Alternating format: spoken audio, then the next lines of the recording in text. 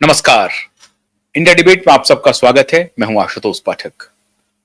अब मित्रों, ये घृणा का प्रतिफल था या मामूली गुस्से का प्रतिफल था या अपनी महत्वाकांक्षा का प्रतिफल था? इस तीनों में से ही कह सकते हैं, या तो तीनों का प्रतिफल था या किसी एक का प्रतिफल था। लेकिन अगर पूरी वस्तुस्थिति को समझेंगे, जानेंगे, तो आपको लगेगा कि यह संभवतः तीनों का मिला जुला असर था।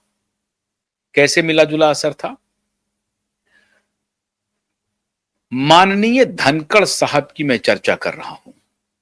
धनखड़ साहब काफी दिनों से केंद्रीय नेतृत्व से नाराज चल रहे थे, मन ही मन नाराज थे। उसमें उनकी बहुत सारी महत्वाकांक्षाएं थी जो आड़े आ रही थी। बहुत चीज वो चाहते थे जो उनको नहीं मिल रहा था। और इस वजह से जैसे जैसे उनका एलिवेशन हुआ, गवर्नर के पद से उनको उपराष्ट्रपति के पद पर लाया गया, तो उनको ये एहसास होने लगा कि शायद उनमें कोई खास बात है जो मोदी जैसा व्यक्ति सीधा गवर्नर से उपराष्ट्रपति बना रहा है। गवर्नर इतने सारे हैं, इतने सारे गवर्नर मोदी के चहेते भी हैं। उनको मोदी ये मौका नहीं दे रहे हैं, हमें ये मौका दे रहे हैं। तो हमारे अंदर कुछ ना कुछ ऐसी बात है जो अन्य से अलग है। और मैं बिल्कुल कुछ सुपर ह्यूमन बीइंग हो गया हूं, और इसलिए मोदी हमको पसंद पूरी दुनिया मोदी को पसंद करती है और मोदी हमको पसंद कर दिया। इसका मतलब हम में बहुत बड़ी कोई खासियत है जिसकी वजह से मुझे उपराष्ट्रपति बनाया गया। यह भ्रम उनको जरूर होना चाहिए। उसके आधार भी हैं। क्या आधार है? 1989 में जब पहली बार टिकट मिली झुंझुनू से माननीय धनखड़ साहब को, तो धनखड़ साहब को टिकट यूं ही नहीं मिल गई। आज धनखड़ साहब बड़ी बड़ी बातें कर रहे हैं, राजनीतिक शुचिता की बात कर रहे हैं, शुद्धता की बात कर रहे हैं। धनखड़ साहब की टिप्पणी में आप सब जानते होंगे, सुप्रीम कोर्ट में जो कुछ भी चल रहा है, हम लोग भी उससे बहुत खफा हैं, नाराज हैं, और कई बार हमने प्रतिक्रिया दी है, बहुत स्ट्रांग प्रतिक्रिया दी है।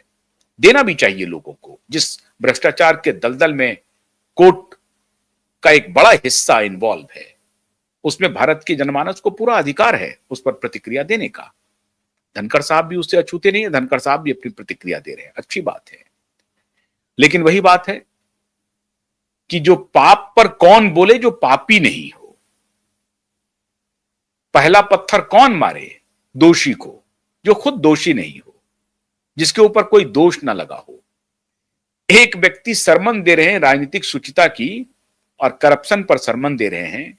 वो व्यक्ति 1989 में 500 गाड़ियों का काफिला चौधरी देवीलाल के लिए वोट क्लब पर जो आंदोलन हुआ था, मशहूर आंदोलन था चौधरी देवीलाल का, उस चौधरी देवीलाल के लिए 500 गाड़ियों के काफिले का इंतजाम किया था माननीय धनखड़ साहब ने। जैसे भी हो, लोगों को जोड़ करके मिल करके, वो अलग विषय है, लेकिन ये उनकी क्षमता थी। 500 गाड़ी 1989 में ऐसे जोड़ने की कुवत थी, मान लीजिए धनखड़ साहब में। अब आप कह सकते हैं भीड़ कोई राजनीतिक शुचिता का विषय नहीं है, लेकिन ये है माननीय धनखड़ साहब। और उसके एवज में चौधरी देवीलाल ने इनको झुंझुनू से लोकसभा का टिकट दिया और ये जीत करके आए।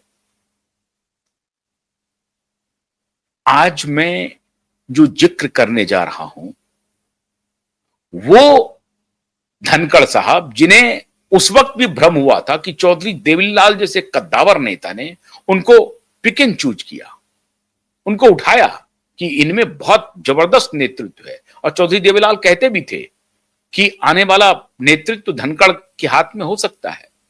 बड़े ओजस्वी वक्ता हैं धनखड़, और ओजस्वी वकील भी हैं धनखड़ साहब। तो इसलिए उनको दो जो वाकया हुआ उनके जीवन में, एक तो चौधरी देवीलाल ने उनको एकदम से पिक किया, और दूसरा नरेंद्र मोदी जी ने उनको पिक किया, तो उससे किसी भी व्यक्ति को यह भ्रम हो सकता है कि उनमें कोई खास बात जरूर है औरों के अलावा। यही भ्रम माननीय धनखड़ साहब में हो गया। एक तो ये बात है। दूसरी बात उनकी, और इस भ्रम की वजह से उनकी महत्वाकांक्षाएं बढ़ने लगी और फिर वो सब कुछ वो चाहने लगे जिसे उन जो जो सब कुछ उनको मिल भी रहा था, लेकिन वो डिमांडिंग हो गए।